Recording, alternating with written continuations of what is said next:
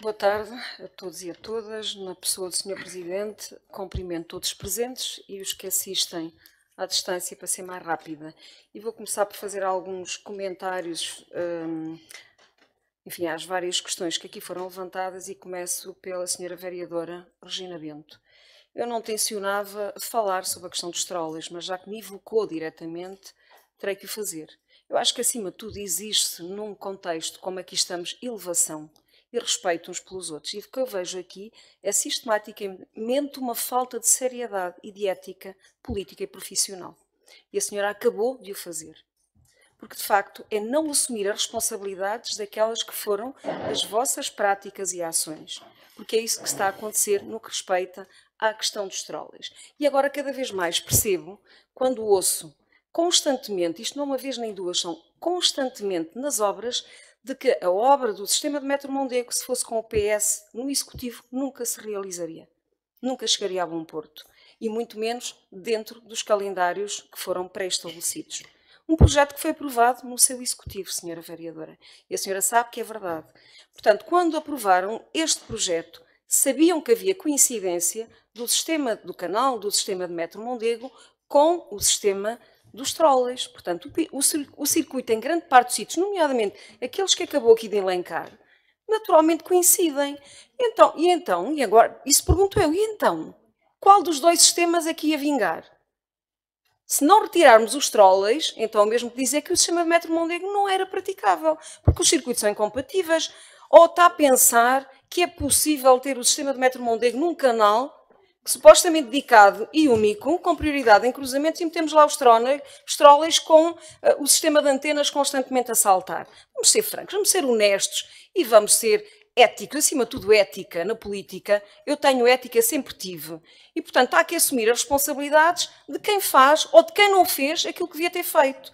Vocês, enquanto Executivo, quer na Câmara, quer no SMTU, foram várias vezes interpelados pelas Infraestruturas de Portugal no sentido de darem resposta sobre alternativas que não responderam. Está prescrito no parecer, ou neste ofício que nos foi enviado pelas Infraestruturas de Portugal. E foi enviado porque nós questionamos. Questionamos exatamente como é que ia ser reposta à rede dos... Senhora Vereadora, eu não interrompi, pois não, e agora agradeço, também não o faça. Se quiser, no final, o Senhor Presidente, como tem feito, sempre em democracia, dá-lhe novamente a palavra. Agora, até lá, eu peço-lhe que não me interrompa, porque, efetivamente, o que aqui está a acontecer é grave. É grave, mas é por incompetência do Executivo anterior. Não venha a acusar o atual Executivo. Este Executivo fez tudo o que era possível para manter a rede de trolleys. Agora, a verdade é que, do ponto de vista de traçado, não são compatíveis. Ou fica o sistema de metro Mondego, que veio a posteriori, e, portanto, se autorizam, e foi aprovado pelo seu Executivo, um projeto num canal que coincide, das duas uma, ou estão a pensar obstaculizar a seguir, ou então era mesmo para desativar a rede de trolleys. Portanto, quando me acusa de ter autorizado, eu não tinha alternativa. A alternativa é parar a obra do sistema metro Mondego. Se era essa a vossa postura, repito, percebo porque é que me dizem constantemente com o Executivo anterior, esta obra nunca seria praticável, nunca seria executada. E agora começam a entender, realmente perante a sua postura, de facto, tem que dar razão. O sistema de metro Mondego nunca seria realizado. Mas, muito menos, dentro do cronograma que foi aprovado, inclusive por vocês. Eu percebo que a senhora vereadora não é engenheira, nem é destas áreas de obras, mas eu vou-lhe explicar. E peço-lhe que tenha atenção, que é para não voltar a repetir muitas das frases que por vezes aqui afirma. Um projeto, quando é aprovado, não é uma intenção, é algo detalhado, em estudo prévio. É efetivamente uma intenção e análise de alternativas. Quando aprovamos um projeto, é um projeto já detalhado, em que já passou toda a fase de discussão. E quando é lançado a concurso, e há um concurso e há uma adjudicação e mais uma consignação já depois de um visto Tribunal de Contas, de um contrato assinado, aquilo é para cumprir à risca. Portanto, quando diz que nós fizemos alterações, é verdade. Fizemos alterações, mas sempre fora do canal e sempre com um compromisso de que não iríamos atrasar a calendarização. Portanto, não mexemos em lado nenhum no canal. Tem-se mantido sempre, e repito, já o repeti aqui várias vezes, um excelente relacionamento, quer com a Metro Mondego, quer com as Infraestruturas de Portugal. Talvez porque em qualquer uma destas três entidades sabemos perfeitamente quais são as linhas vermelhas e as funções associadas a cada uma das entidades. E, portanto, eu sei e tenho consciência que neste momento não era possível repor os trolleys. nos termos em que vocês deixaram o processo. Isso deve ser dito frontalmente. Portanto, é em fase de estudo prévio, em fase do projeto, que era possível nos mapas de medições meter lá a reposição da rede de trolleys, aí é que tinham que ter intervido, não é agora. É agora, depois de uma obra consignada, onde é que há a dotação? E essa parte a senhora entende, seguramente. Onde é que há a dotação para fazer a obra? Não estamos a falar de 10 mil ou de 50 mil euros. Estamos a falar de milhões. É preciso ter consciência disso. Quanto é que custa cada uma das fundações para repor um poste que seja? E uma rede de tração. Portanto, se não foi previsto quando tinha que ser previsto em fase de projeto, quando é que o vamos fazer? Pergunto eu, senhora vereadora, e seguramente entendo o que eu estou aqui a dizer. Portanto, não volte a dizer que é culpa ou que o senhor presidente, ou atual coveiro dos trolleys, porque quem foi coveira foi efetivamente a senhora e o anterior executivo, com responsabilidade, como disse o senhor presidente, e que eu reitero, duplamente responsável pela Câmara e pelo SMTUC, uma vez que estava nos dois executivos. Portanto, há que, diria, ser muito franca relativamente a essas matérias. A rede, repito, a rede é incompatível, ou é uma ou é outra. E, portanto, a partir do momento em que aprovamos um novo projeto que coincide com o mesmo canal, tínhamos que ter salvaguardado um outro trajeto para repor a rede de trolleys. Isso não foi feito. Disse agora com todas as palavras, não foi feito atempadamente. E foram avisados, pré-avisados, repetidamente avisados por parte das infraestruturas que iam lançar os procedimentos sem ter em consideração a rede de trolleys. E foi isso que aconteceu. E, portanto, é isso que estamos a viver neste preciso momento. Eu espero ter sido clara. Agora, uma coisa é certa, em política não vale tudo, tem que haver ética. Não vale tudo, senhora vereadora. Em relação aos pinos da Sevelha, já percebi que os pinos tentam trazer os pinos para a polémica da Cernata. São coisas completamente diferentes. Os pinos têm uma função, que é impedir más práticas. E por mais que queiramos, aliás, fui a primeira a admitir que gostaria muito que aquele projeto da Sevelha não tivesse um único pino. Mas para isso tinha que haver consciência por parte de todos aqueles que circulam e estacionam na zona da Alta em não usar estes espaços. Se quisermos salvaguardar, diria, a monumentalidade da Sevelha, infelizmente tem que ser com pinos. O que vos posso dizer é que, mesmo assim, caem com alguma regularidade, porque os fazem cair, e mal caem, basta cair um, há logo prática, enfim, em transgressão de estacionamento. Portanto, infelizmente temos que viver com eles. Eu realmente, sim, e continuo a dizer, gostaria muito de refazer aquele projeto, em vez de pinos, ter algum mobiliário urbano. O problema é que obriga uma cadência de repetição de obstáculos físicos pelo menos de 2 metros, porque senão os carros conseguem, mesmo assim, a largura de um carro é 1,7 sensivelmente. Estão a ver, é exatamente essa a cadência dos pinos, para impedir que qualquer carro entre e estacione, seja em frente às escadas, seja em frente ou lateralmente à própria Sevelha. Portanto, se quisermos manter a monumentalidade daquele espaço, a sua beleza, e que merece efetivamente, temos que manter os pinos, a não ser que, enfim, teríamos que ter aqui muito mais sensibilidade para estas matérias, que infelizmente eu tenho que ser muito franca também na forma como digo, ainda não existe, nem em Portugal, nem em Coimbra em particular. Portanto, até lá tem mesmo que ser com obstáculos físicos, embora eu pessoalmente também não gosto. Em relação ao cavalo azul, queria chamar a atenção, voltei a pedir aos técnicos que me vejam esta situação. Eu desconheço, tenho que admitir, ainda não tive a oportunidade, nem o gosto, gostaria muito de fazer, de visitar o Cavalo Azul. Eu nunca estive lá, mas irei procurar fazer esta visita, sendo certo que se é uma interseção com uma estrada nacional, não se fazem uma rotunda para garantir um acesso, porque senão, como devem imaginar, teríamos rotundas, enfim, 50 e 50 metros, o que não é possível. Portanto, isto terá que ser devidamente discutido com as infraestruturas de Portugal e, normalmente, um cruzamento, uma nova interseção só é autorizada com determinadas cadências e associadas a uma procura de tráfego que o justifique, sob risco de, enfim, termos uma perturbação e os tempos de trajeto virem a aumentar substancialmente. Mas eu voltei a pedir aos serviços para me prepararem elementos sobre esta matéria e agradeço que tenha relembrado, de facto não voltei a este assunto, mas iremos procurar perceber o que é que aqui se pode fazer no sentido de contribuir. Em relação ao Sr. Vereador Hernani Caniço, no que respeita à ciclovia, gostaria também de o relembrar que havia um projeto inicial aprovado pelo Executivo anterior. Contudo, ele foi refeito, efetivamente, mas não podemos aumentar dimensões. Isto é, a ciclovia nasceu com parâmetros dimensionais abaixo dos, diria, recomendáveis, pelo menos do ponto de vista normativo.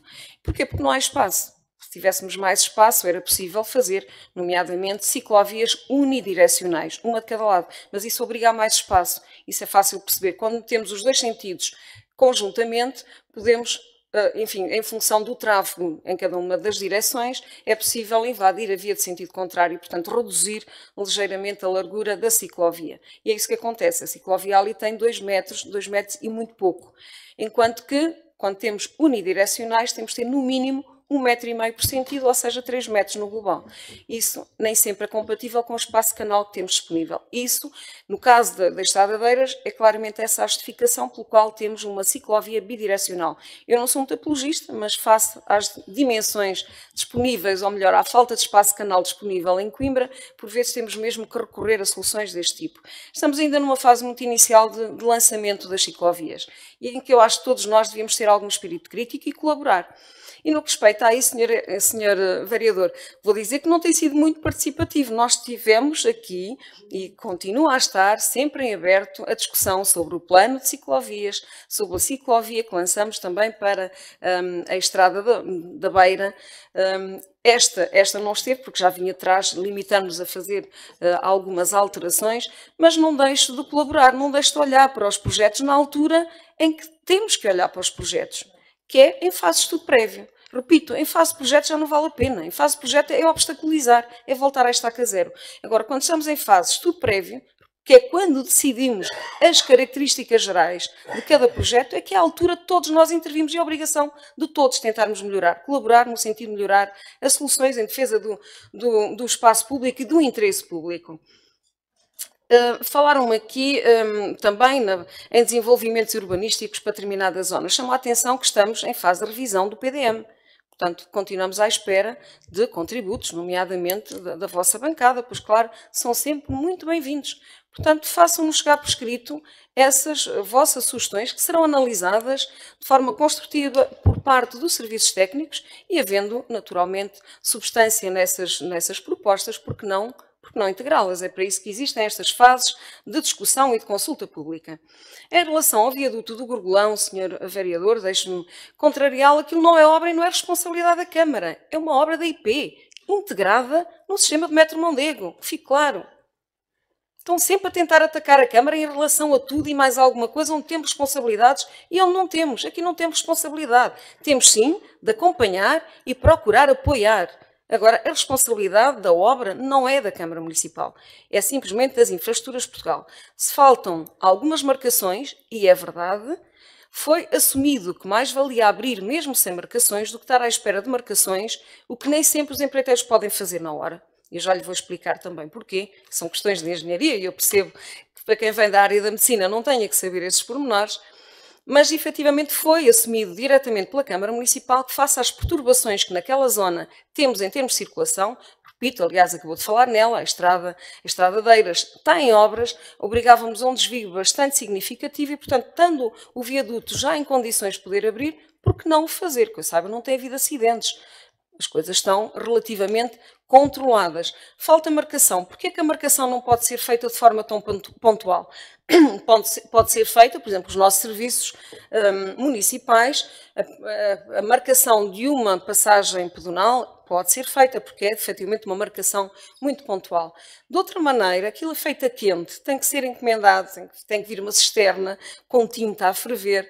Isto não se faz todos os dias, portanto, leva, e normalmente também não compensa virem fazer 100 metros ou 150 metros, ficaria caríssimo, e por essas mesmas razões não se fazem. Concentra-se um conjunto de marcações e faz normalmente uma extensão de maior dimensão. Mas que fique claro, aquele viaduto não é uma obra da Câmara Municipal, é uma obra integrada na empreitada entre a portagem Coimbra B do sistema de metro Mondego. Em relação à Serenata, não vou tecer mais comentários, seguramente o Sr. Presidente irá complementar, já que foi também abordado pelos meus colegas, mas eu chamo a atenção porque o ano passado passamos por algo similar com a coincidência das festas académicas e com os Coldplay. Eu acho que há questões, e permitam-me a minha sinceridade e frontalidade, há questões que são técnicas, e neste caso falamos de questões de segurança, Portanto, afrontar, ou um senhor vereador, como foi o caso aqui, pôr em causa um parecer da PSP, temos de ter algum cuidado, porque eu pergunto quem é que se responsabiliza no caso de haver uma emergência e não ser possível lá fazer chegar os meios de socorro. Isto está em causa. E o senhor, vindo da saúde, sabe perfeitamente que socorrer na hora certa é a diferença entre a vida e a morte ou a pessoa ficar, enfim, inválida para o resto da sua vida. Portanto, estamos a falar de questões muito sérias, que é o serviço de emergência, a proteção civil, é a segurança de pessoas que estão numa situação complicada em termos de acessibilidade. Em nada a Câmara teve qualquer intervenção nesta matéria, como já aqui foi devidamente explicado, mas há que respeitar as entidades e as funções associadas a cada uma das entidades. Pelo menos eu, como vereadora, recuso-me a fazer comentários sobre matérias das quais não percebo ou não tenho a responsabilidade direta. Agora, Sr. Presidente, se me permite, faria a minha intervenção, procurando ser o mais rápida possível, dar nota que decorreu na passada terça-feira uma sessão de esclarecimento sobre o sistema de metro Mondego, com particular destaque para o trecho entre Coimbra B e Coimbra A, em coorganização com a APBC, portanto, a Agência para a Promoção da Baixa de Coimbra. A sessão surgiu na sequência de algumas dúvidas e comentários sem fundamento que têm vindo a público e que suscitam preocupação entre alguns comerciantes, situação que importa esclarecer, tendo por base informação real e credível. A sessão que decorreu no Sala Nobre da Câmara Municipal foi marcada para as 19h30, em horário compatível com o fecho dos estabelecimentos comerciais, sendo assim acessível a todos os interessados. Para além de se ter dado a conhecer genericamente o projeto de sistema de metro Mondego e a sua calendarização, a discussão centrou-se essencialmente no plano para a Frente Ribeirinha e nos impactos que tal transformação poderá assumir no desenvolvimento e valorização da Baixa de Coimbra. Foi possível desmistificar algumas questões relevantes e vou destacar apenas aqui algumas por uma questão de tempo. O receio de que, com a substituição do comboio tradicional entre Coimbra B e Coimbra A pelo sistema de Metrobus, o sistema que se venha a revelar incapaz de dar resposta à procura. Para esclarecer esta situação, recorreu-se às contagens levadas a cabo pela CP e aos inquéritos origem-destino realizados em 2020. Esta análise permitiu concluir de que, em média, se registra a deslocação de pouco mais de 600 passageiros na hora de ponta da manhã, no sentido de chegada a Coimbra A, e na ponta da tarde, no sentido inverso. O valor máximo registado ao longo da semana cifra-se em pouco mais de 800 passageiros na hora de ponta, o que representa sensivelmente 50% da capacidade instalada no sistema de Metrobus. Portanto, é uma falsa questão dizer-se que não vai haver capacidade. Esta capacidade resulta da circulação de autocarros com capacidade para 135 passageiros, cada um deles, e com uma frequência de 5 em 5 minutos. Portanto, falamos aqui em 12 autocarros por hora, vezes os 135, temos capacidade para quase 2.000 passageiros por hora e, como percebemos, no máximo contaram-se 800. Portanto, há aqui uma grande reserva de capacidade.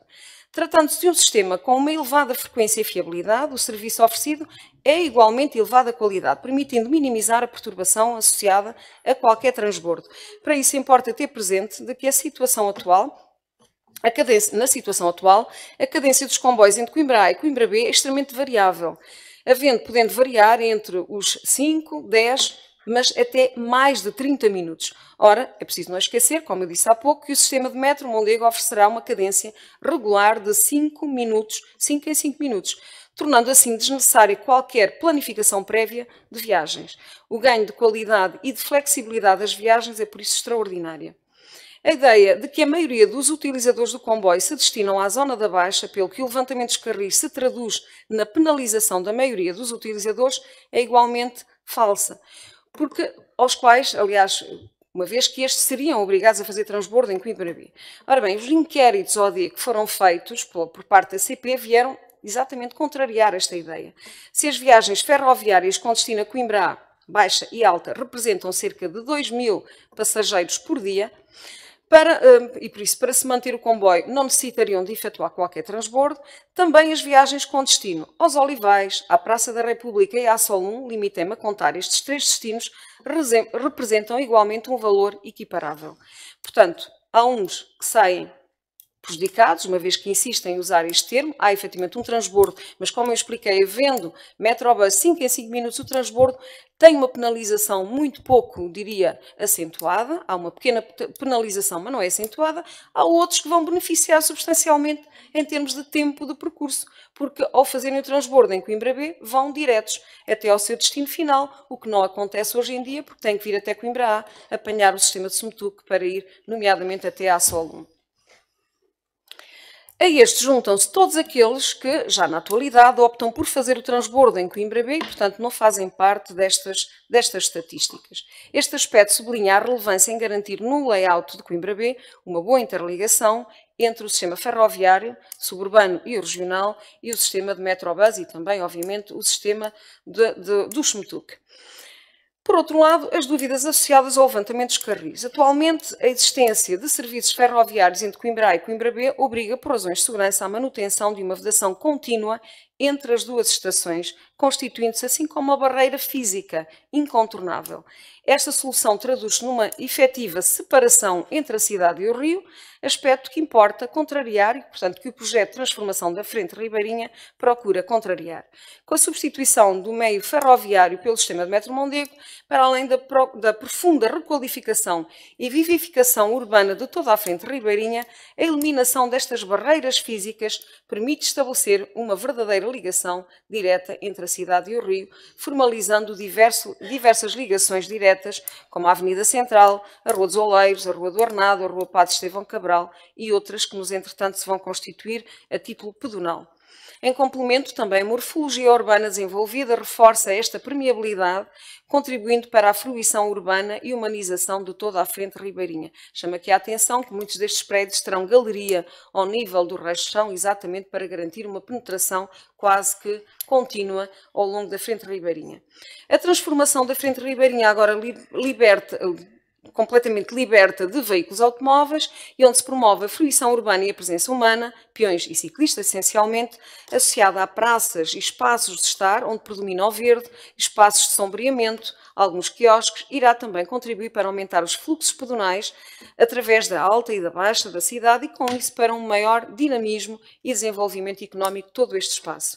Também a refuncionalização da estação de Coimbra A e a sua transformação e a transformação da zona dos cais numa grande praça irá contribuir para atrair mais pessoas para a Baixa e para toda a zona ribeirinha. Em síntese, fica claro que a solução prevista para a transformação e refuncionalização da zona ribeirinha trará claros benefícios, quer em termos de mobilidade urbana, particularmente para todos aqueles que já teriam de fazer transbordo do comboio para a rede do Sumtuque, quer em termos de vivência, dinamização e requalificação da zona ribeirinha, trazendo, como eu disse, trazendo mais gente para a zona histórica em geral e para a Baixa em particular, contribuindo assim para o seu desenvolvimento económico, social e ambiental de forma sustentada. Muito obrigada, Sr. Presidente.